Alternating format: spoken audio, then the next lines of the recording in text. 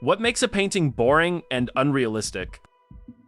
First of all, what does realistic even mean in terms of painting or drawing? I think it's a common misconception that realistic is supposed to be something that is as in real. Think of it this way, we all know what magic tricks are, and those aren't real, at least in a sense of the actual reality in real life. But regardless of that fact, magicians will make you think that what you're seeing or looking at is real. It will convince you. In other words, it's all illusions. It's the same exact idea of realism when it comes to painting or drawing. What can we get from that is you don't have to be so loyal to the reality that you're trying to copy or imitate. You don't have to paint a dog to make it look like a dog, if that makes sense. Well, hold on, let's just make that make sense. If you're by any chance an artist, you've probably heard this at least once. Paint what you see, not what you think you see. What does that mean? Well, don't try to paint a dog if you have a photo reference or an actual dog that is in front of you. Try to observe your reference. Look at the shapes of lights and shadows and the shapes of colors. Copying those will give an illusion or suggestion of what you are trying to paint.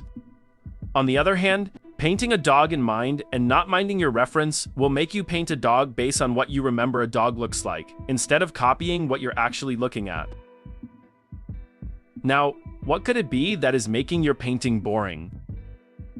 One possible reason is that you're trying so hard to be loyal on your reference. Remember, it is supposed to be a reference material. It's not going to be your actual final artwork that you are trying to print out of it. We're like snails leaving our shells on the canvas. We're showing our experience, our impressions of the subjects, not the subjects itself. It's the viewer who will tell what are their impressions of what they are looking at is. If they say it looks like a dog, then you've succeeded. You've painted a dog.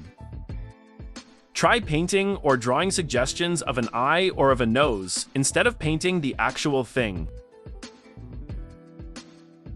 As long as it gives an impression of an eye, it doesn't matter how you're going to paint it like. You're a master of illusion, remember. Just like magicians, you can make viewer think that what they are looking at is real, even if it's not natural or is making sense. Look at animes or cartoons, for example. They are not naturalistic. You won't be able to see actual peoples or stuffs like them in the actual reality or in your neighborhood. Yet, they are realistic in their own kind of reality. What I'm trying to say is, you can paint broken colors. You can loosen up your painting.